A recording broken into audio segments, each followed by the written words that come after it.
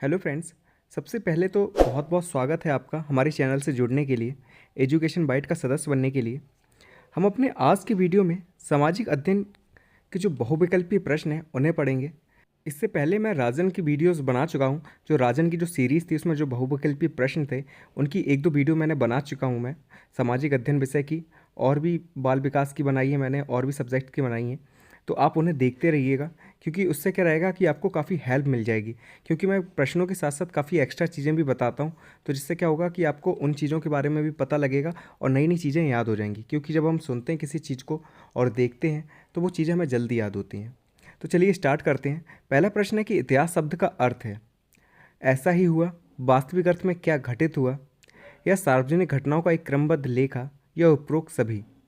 तो इसका सही आंसर हो जाएगा आपका उपरोक्त सभी। क्योंकि इतिहास शब्द का अर्थ क्या है? ऐसा ही हुआ, ऐसा हो चुका है, ठीक है, भूतकाल में, तो उसके बारे में इतिहास में हम पढ़ते हैं। वास्तविक अर्थ में क्या घटित हुआ था, इसके बारे में हम इतिहास में पढ़ते हैं। और जो सार्वजनिक घटनाएं पहले हुई थी उनका एक क्रमबद्ध लेखा जोखा होता है इतिहास में। तो तीनों ही ऑप्शन आपके ठीक हैं। सेकेंड क्वेश्चन है कि हिस्ट्री शब्द किस भाषा से लिया गया है? तो जो आपका हिस्ट्री शब्द है वो ग्रीक भाषा से लिया गया है। तो डी ऑप्शन आपका बिल्कुल सही है, ग्रीक भाषा हो जाएगा। फिर है कि इतिहास हमारे संपूर्ण भूतकाल का वैज्ञानिक अध्ययन एवं लेखा जोखा है। ये किसने कहा है? मतलब ये कथन किसका है? किसने कहा था कि इतिहास हमारे संपूर्ण भूतकाल का वैज्ञानिक अध्ययन तथा लेखा जोखा है? तो ये कथन था आपका प्रोफेसर घाटे का। ठीक है, इनका नाम ही ये है, प्रोफेसर घाटे। और काफ़ी इंपॉर्टेंट डेफिनेशन है, टेट में एक बार पूछी जा चुकी है, जूनियर के पेपर में। ठीक है, तो याद रखिएगा कि इतिहास हमारी संपूर्ण भूतकाल का वैज्ञानिक अध्ययन तथा लेखा जोखा है। यह कथन किसका है? तो प्रोफेसर घाटे का। द ऑप्शन आपका बिल्कुल ठीक है। नेक्स्ट क्वेश्चन है कि इतिहास का जन्मदाता किसे कहते हैं? देखिए, आप जो भी सब्जेक्ट पढ़ते हैं तो आपको पता होना चाहिए कि उसके जन्मदाता कौन है। तो इतिहास के जन्मदाता कौन है, ये क्वेश्चन पूछा जाएगा, काफ़ी इंपॉर्टेंट है। ठीक है, ऑप्शन देख लेते हैं। रैप्सन, घाटे, हेरोडोटस, या इनमें से कोई नहीं। तो इतिहास के जन्मदाता किसे कहा जाता है? तो हेरोडोटस को कहा जाता है। याद रखिए, सा ऑप्शन आपका बिल्कुल ठीक है। हेरोडोटस को इतिहास का जन्मदाता कहा जाता है। वहीं अगर अर्थशास्त्र की बात की जाए तो अर्थशास्त्र के पिता एडम स्मिथ को कहा जाता है। ठीक है, एडम स्मिथ कौन है? अर्थशास्त्र के पिता हैं। नेक्स्ट क्वेश्चन देख लेते हैं। नेक्स्ट क्वेश्चन है कि विद्वानों ने जिन अनऐतिहासिक ग्रंथों से भारतीय इतिहास का अन्वेषण किया वे हैं। मतलब कौन से ऐसे ग्रंथ थे प्राचीन टाइम में जिनके आधार पर भारतीय इतिहास का अन्वेषण किया गया, मतलब भारतीय इतिहास की खोज की गई? वैदिक साहित्य ग्रंथ, बौद्ध साहित्य ग्रंथ, जैन साहित्य ग्रंथ, या उपरोक्त सभी। तो आंसर क्या है? डी ऑप्शन हो जाएगा, उपरोक्त सभी। क्योंकि सारे ही ग्रंथ ऐसे थे जिनके आधार पर हमने भारतीय इतिहास की खोज की है। नेक्स्ट क्वेश्चन है कि पृथ्वी पर जीवन की शुरुआत कब से मानी जाती है? 1.5 अरब वर्ष पूर्व, 2.5 अरब वर्ष पूर्व, या 3.5 अरब वर्ष पूर्व, या 4.5 अरब वर्ष पूर्व। तो राइट आंसर आपका हो जाएगा सा ऑप्शन, 3.5 अरब वर्ष पूर्व पृथ्वी पर जीवन की शुरुआत मानी गई है। ठीक है, 3.5 अरब वर्ष पूर्व। तो सा ऑप्शन आपका बिल्कुल ठीक है। नेक्स्ट क्वेश्चन देख लेते हैं। मानव सभ्यता के क्रमिक विकास का सही क्रम है? ए ऑप्शन है आपका लौह युग, पाषाण युग तथा ताम्र कांस्य युग। बी ऑप्शन है पाषाण युग, ताम्र एवं कांस्य युग तथा लौह युग। थर्ड ऑप्शन ताम्र एवं कांस्य युग, पाषाण युग तथा लौह युग।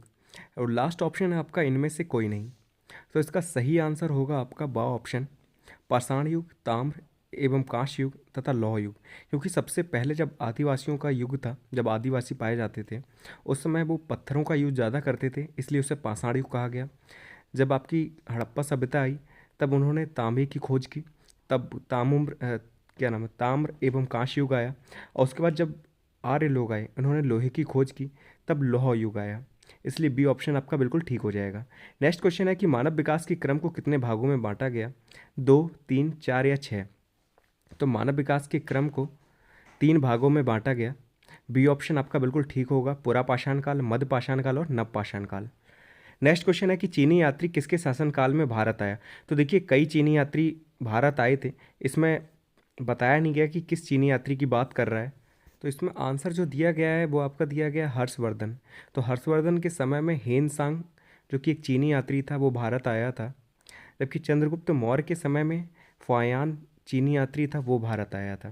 तो याद रखिए, पहले जो आया था वो था फायान, जो चंद्रगुप्त मौर्य के समय में आया। और लास्ट था आपका हर्षवर्धन, सॉरी हेनसांग, जो हर्षवर्धन के समय में आया। नेक्स्ट क्वेश्चन है कि पाषाण काल को किस नाम से जाना जाता है? पुरा पाषाण काल, मध्य पाषाण काल, उत्तर पाषाण काल, या उपयुक्त सभी। तो पाषाण काल को पुरापाषाण काल भी कहा जाता है, मध्य पाषाण काल भी कहा जाता है और उत्तर पाषाण काल भी कहा जाता है, क्योंकि ये पाषाण काल को ही डिवाइड किया गया इन 3 भागों में। तो डी ऑप्शन आपका बिल्कुल ठीक हो जाएगा, उपरोक्त सभी। नेक्स्ट क्वेश्चन है कि पुरापाषाण कालीन मानव के जीविका के साधन थे जंगली पशुओं का शिकार, मछली पकड़ना, कंदमूल एवं फल, या उपरोक्त सभी। तो जो पुरापाषाण काल के जो व्यक्ति थे, जो लोग थे, वो जंगली पशुओं का भी शिकार करते थे, मछली भी पकड़ते थे और कंदमूल एवं फल को खाते थे। तो उपरोक्त सभी हो जाएगा, डी ऑप्शन। फिर क्वेश्चन है आपका, नवपाषाण काल के औजार कैसे होते हैं? भद्दे एवं गोलाकार, सुकड़े एवं नोकदार, चपटे और खुरदरे, या तीखे और चमकदार। तो जो नवपाषाण काल के जो औजार होते थे, उस समय लोगों ने क्या किया था, पत्थरों को छोटा कर लिया था, काट कर उन्हें नुकीला कर लिया था, चमकदार हो गए थे, थोड़े तीखे हो गए थे। तो डी ऑप्शन आपका बिल्कुल ठीक हो जाएगा, तीखे एवं चमकदार। नेक्स्ट क्वेश्चन है कि पहिए के आविष्कार से मानव सभ्यता के विकास में लाभ हुए। चौक की सहायता से मिट्टी के बर्तन बनाना शुरू हुआ, पहिए की सहायता से कताई का कार्य आसान हुआ, पहिए की सहायता से तेज चलने वाली गाड़ियाँ बन सकीं, या उपरोक्त सभी। तो देखिए डी ऑप्शन आपका बिल्कुल ठीक हो जाएगा, क्योंकि पहिए की सहायता से क्या हुआ, ऐसी गाड़ियाँ बन सकी जो तेज़ गति से चल सकती थी, और कताई का कार्य भी शुरू हो गया। ठीक है, मिट्टी के बर्तन बनाना भी आसान हो गया। तो कई चीज़ें हुई इससे। क्वेश्चन है कि मानव ने सबसे पहले किस धातु की खोज की? जस्ता, चांदी, सोना, या तांबा। तो मानव ने सबसे पहले तांबे की खोज की थी। डी ऑप्शन आपका बिल्कुल ठीक हो जाएगा। आपको पता भी होगा, हड़प्पा सभ्यता की जब खोज हुई थी उसमें सबसे ज़्यादा तांबा मिला था। इससे पता चलता है कि सबसे पहले जो मनुष्य था उसने तांबा को खोजा था, जबकि जब वैदिक सभ्यता आई उस समय उन्होंने लोहे की खोज की थी। ठीक है, और लोहे और जो वैदिक सभ्यता थी वो बाद में आई थी। तो डी ऑप्शन आपका बिल्कुल सही हो जाएगा इसमें। नेक्स्ट क्वेश्चन है कि किस काल में वैज्ञानिक विकास शुरू हुआ? पुरापाषाण काल, ये आदिवासियों का काल था तो इस समय तो नहीं हुआ। मध्यपाषाण काल में भी नहीं हुआ था। ताम्र एवं कांस्य युग, ये भी काफ़ी पुराना था तो इसमें भी नहीं हुआ था, क्योंकि ये हड़प्पा के टाइम का है। उसके बाद आया लौह युग, जो वैदिक सभ्यता का काल था।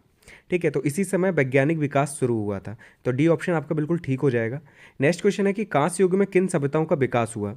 सिंधु सभ्यता, हड़प्पा सभ्यता, सुमेरिया की सभ्यता, या उपरोक्त सभी।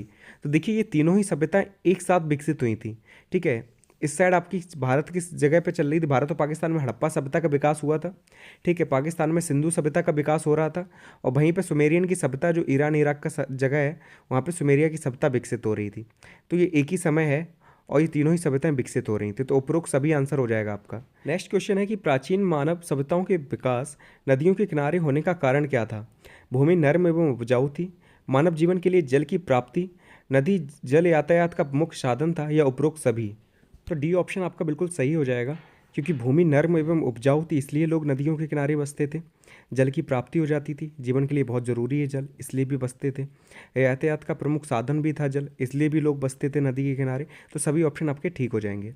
नेक्स्ट क्वेश्चन है कि प्रमुख नदी घाटी सभ्यताएं थीं। मिस्र की सभ्यता, असीरिया की सभ्यता, चीन की सभ्यता, या उपरोक्त सभी। तो जितनी भी सभ्यताएं ये दी गई हैं सारी की सारी नदी के किनारे ही विकसित हुई थी, इसलिए इन्हें नदी घाटी सभ्यताएं कहे जाते हैं। तो द ऑप्शन आपका बिल्कुल ठीक हो जाएगा कि मिस्र भी नदी घाटी सभ्यता है, चीन की सभ्यता वो भी नदी घाटी सभ्यता है, और असीरिया की सभ्यता भी नदी घाटी सभ्यता है। नेक्स्ट क्वेश्चन है, कीलाकार लिपि का विकास किस युग में हुआ? ताम्र युग, कांस्य युग, लौह युग, या इनमें से कोई नहीं। तो जो कीलाकार लिपि है आपकी, इसका विकास हुआ था आपका कांस्य युग में। बी ऑप्शन आपका बिल्कुल ठीक है, याद रखिएगा कीलाकार जो लिपि है इसका विकास हुआ था कांस्य युग में। नेक्स्ट क्वेश्चन है कि नील नदी के किनारे किस सभ्यता का विकास हुआ? मेसोपोटामिया की सभ्यता, असीरिया की सभ्यता, मिस्र की सभ्यता, या चीन की सभ्यता। तो चीन नदी के किनारे आपका विकास हुआ था मिस्र की सभ्यता का। ठीक है, जो मिस्र है वो नील नदी के किनारे बसा है और यहीं पर मिस्र की सभ्यता विकसित हुई थी। नेक्स्ट क्वेश्चन है कि बेबीलोन का सर्व प्रमुख शासक कौन था? जयमल, हम्मुराबी, बेत्रीपाल, या इनमें से कोई नहीं। तो जो हम्मुराबी है ये बेबीलोन का सर्व प्रमुख शासक था, याद रखिएगा। बी ऑप्शन आपका बिल्कुल ठीक है। नेक्स्ट क्वेश्चन है कि सिंधु सभ्यता कालीन विशाल स्नानागार का आकार क्या था? मतलब है कि मोहनजोदड़ो में जो विशाल स्नानागार मिला था उसका आकार क्या था? 32 फीट चौड़ा, 28 फीट गहरा, या 39 फीट चौड़ा, 8 फीट गहरा, या 19 फीट चौड़ा, या 8 फीट गहरा, या इनमें से कोई नहीं। तो सही आंसर है आपका, ये जो स्नानागार मिला था वो 39 फीट चौड़ा था और 8 फीट गहरा था, याद रखिएगा। तो बी ऑप्शन आपका बिल्कुल ठीक है यहाँ पर। नेक्स्ट क्वेश्चन है कि मोहनजोदड़ो में अन्नागार का आकार क्या था? 28 मीटर लंबा, 7 मीटर चौड़ा, 18 मीटर लंबा, 7 मीटर चौड़ा, या 8 मीटर लंबा, 4 मीटर चौड़ा, या इनमें से कोई नहीं। तो आपका इसमें से बी ऑप्शन जो है बिल्कुल सही है। जो मोहनजोदड़ो में जो अन्नागार का आकार था वो था 18 मीटर लंबा और 7 मीटर चौड़ा। तो बी ऑप्शन आपका बिल्कुल सही है। नेक्स्ट क्वेश्चन है कि सिंधु सभ्यता के निवासियों के आमोद प्रमोद के साधन थे जुआ एवं शिकार, मुर्गों की लड़ाई, नाचना एवं गाना या उपरोक्त सभी।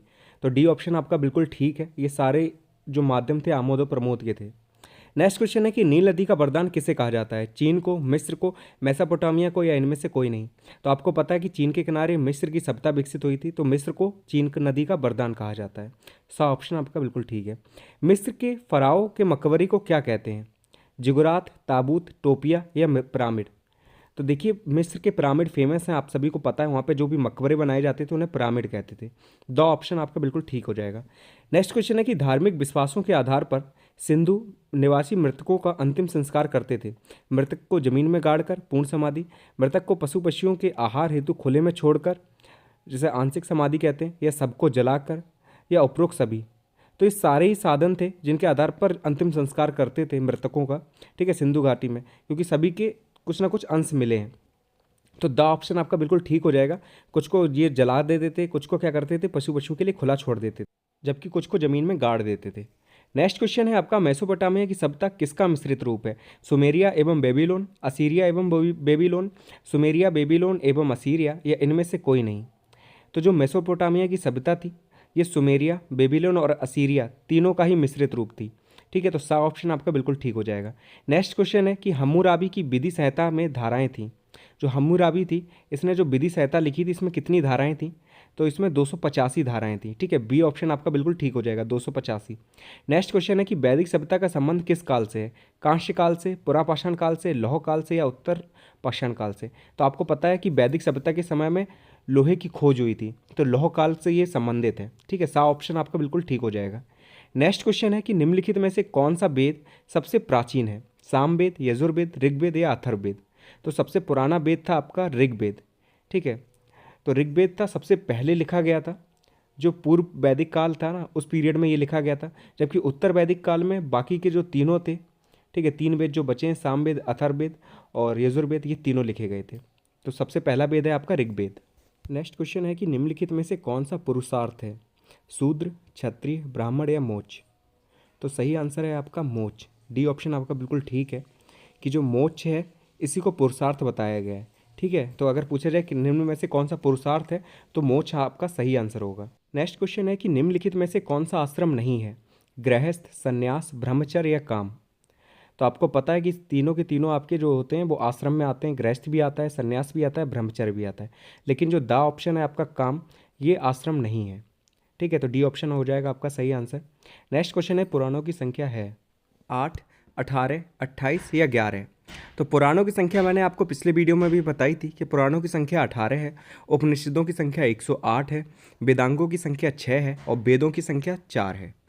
फिर एक रामायण की रचना किसने की, तो रामायण की रचना आपकी किसने की थी, वाल्मीकि ने की थी। जबकि महाभारत की रचना किसने की, नारद ने, ब्रह्मा ने, वेद व्यास ने या इनमें से कोई नहीं। तो महाभारत की रचना की थी आपकी वेद व्यास ने, ठीक है, महर्षि वेद व्यास ने की थी। सा ऑप्शन आपका बिल्कुल ठीक है। फिर महात्मा बुद्ध के समय जनपदों की संख्या कितनी थी, 12, 15, 16 या 20। तो जो महात्मा बुद्ध के समय जो महाजनपद थे उनकी संख्या थी 16। सा ऑप्शन आपका बिल्कुल ठीक हो जाएगा। नेक्स्ट क्वेश्चन है कि कौशल महाजनपद की राजधानी क्या थी, चंपा, कौशाम्बी, वाराणसी या श्रावस्ती। तो कौशल महाजनपद जो था उसकी राजधानी थी आपकी श्रावस्ती। याद रखिएगा, श्रावस्ती कौशल महाजनपद की राजधानी थी। नेक्स्ट क्वेश्चन है कि बौद्ध एवं जैन साहित्य में कितने गणराज्यों का उल्लेख मिलता है, 5, 10, 15 या 18। तो बौद्ध एवं जैन साहित्य जो था, जैसे भगवती सूत्र के नाम से भी आप जानते हैं, उनमें गणराज्यों की संख्या थी 10, ठीक है। तो बी ऑप्शन आपका बिल्कुल ठीक हो जाएगा। नेक्स्ट क्वेश्चन है सिकंदर ने भारत में पहला आक्रमण कब किया, 325 ईस्वी पूर्व, 326 ईस्वी पूर्व, 327 ईस्वी पूर्व और 324 ईस्वी पूर्व। तो सिकंदर ने 326 ईस्वी पूर्व में भारत पर पहला आक्रमण किया था।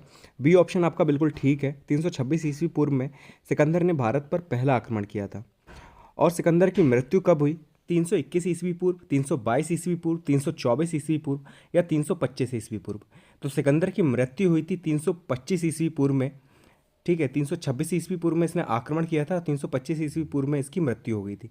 याद रखिए समय इस समय उल्टा चल रहा है क्योंकि ये ईस्वी पूर्व की बात हो रही है। नेक्स्ट क्वेश्चन है कि जैन धर्म के प्रमुख प्रतिष्ठापक महावीर स्वामी का जन्म कब हुआ था? तो महावीर स्वामी का जन्म कब हुआ? 599 ईस्वी पूर्व, 598 ईस्वी पूर्व, 597 ईस्वी पूर्व या 598 ईस्वी पूर्व? तो याद रखना बहुत आसान है, 599 ईस्वी पूर्व में महावीर स्वामी का जन्म हुआ था। ठीक है, तो ए ऑप्शन आपका बिल्कुल सही हो जाएगा। नेक्स्ट क्वेश्चन है, महास्वामी का जन्म कहाँ पे हुआ था? अच्छा, महावीर स्वामी की बात कर रहा है, तो महावीर स्वामी का जन्म कहाँ पे हुआ था? वैशाली में, कुशीनगर में, कुंडग्राम में या कपिलवस्तु में? तो महावीर स्वामी का जन्म हुआ था आपका कुंडग्राम में, याद रखिएगा। सा ऑप्शन आपका बिल्कुल ठीक है। फिर है, महात्मा बुद्ध कौन थे? धर्म प्रचारक, समाज सुधारक, बौद्ध धर्म प्रवर्तक या इनमें से सभी? तो सभी हो जाएगा आंसर। ठीक है, डी ऑप्शन आपका बिल्कुल सही हो जाएगा।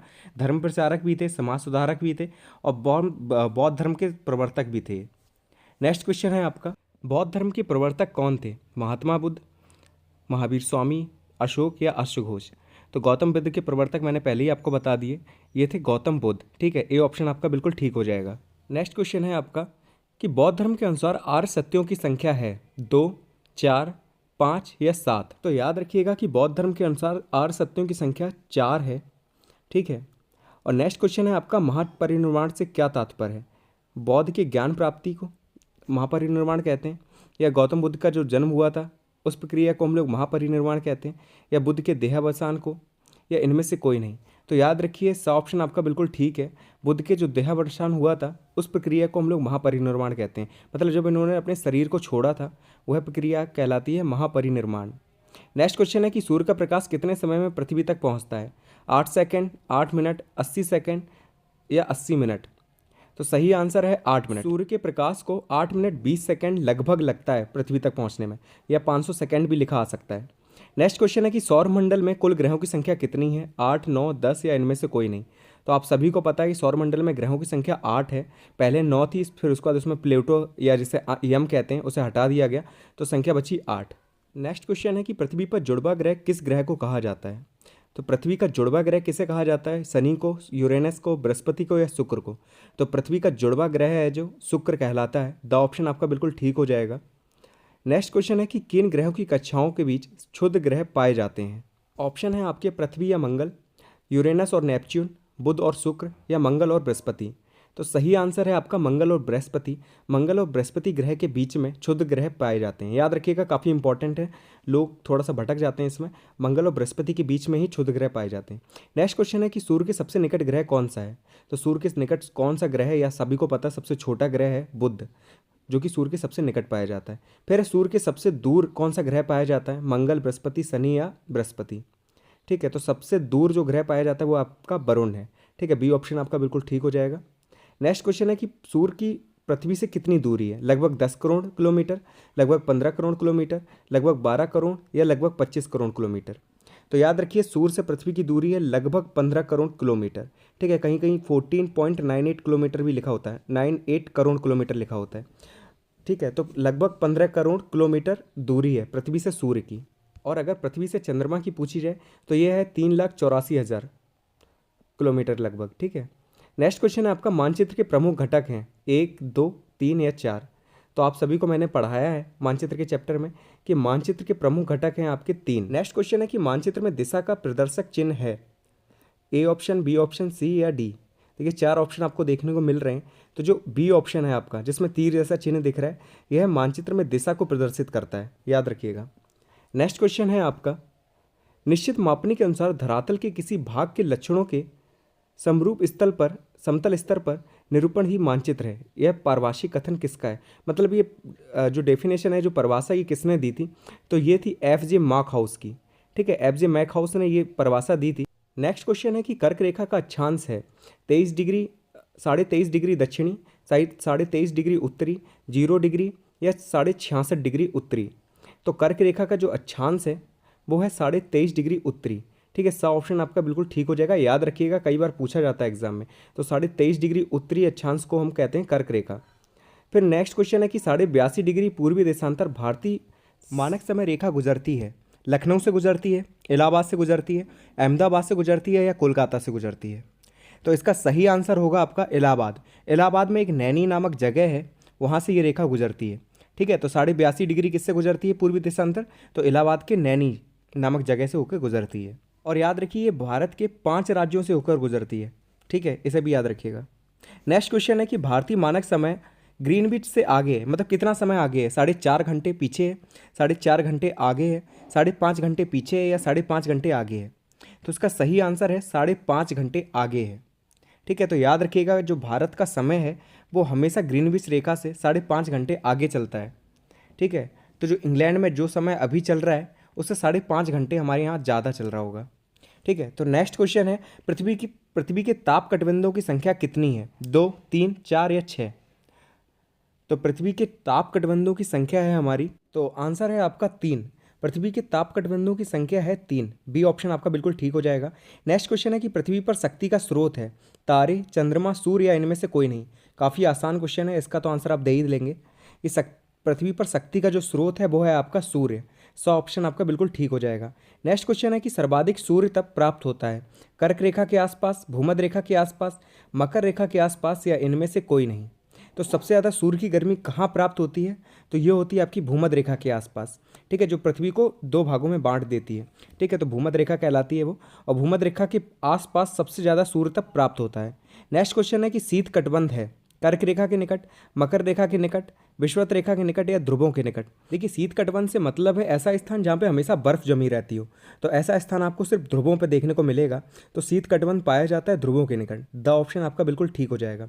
नेक्स्ट क्वेश्चन है कि पृथ्वी की कितनी गतियाँ हैं? 2, 3, 4 या 6? तो पृथ्वी 2 तरह की गतियाँ करती है, एक परिभ्रमण और दूसरा परिक्रमण। तो याद रखिए पृथ्वी पर 2 गतियाँ पाई जाती हैं। ठीक है, ए ऑप्शन आपका बिल्कुल ठीक हो जाएगा। देखिए, जो परिक्रमण गति होती है इसमें जो पृथ्वी होती है वो सूर्य के चारों ओर चक्कर लगाती है जैसे और ग्रह लगाते हैं। लेकिन जो परिभ्रमण होती है इसमें पृथ्वी अपने अक्ष पर घूमती है, इसे हम घूर्णन गति के नाम से भी जानते हैं। तो याद रखिए पृथ्वी की 2 गतियाँ हैं, एक घूर्णन गति है और दूसरी परिक्रमण गति है। ठीक है, तो आज के वीडियो में हमने यहाँ तक के क्वेश्चन कर लिए। नेक्स्ट वीडियो में इसके आगे जितने भी क्वेश्चन होंगे हम उन्हें पढ़ेंगे। तैयारी करते रहिए, अच्छे से पढ़ते रहिए और वीडियो को शेयर करते रहिए अपने दोस्तों के साथ ताकि ज़्यादा से ज़्यादा लोग हमसे जुड़ सकें।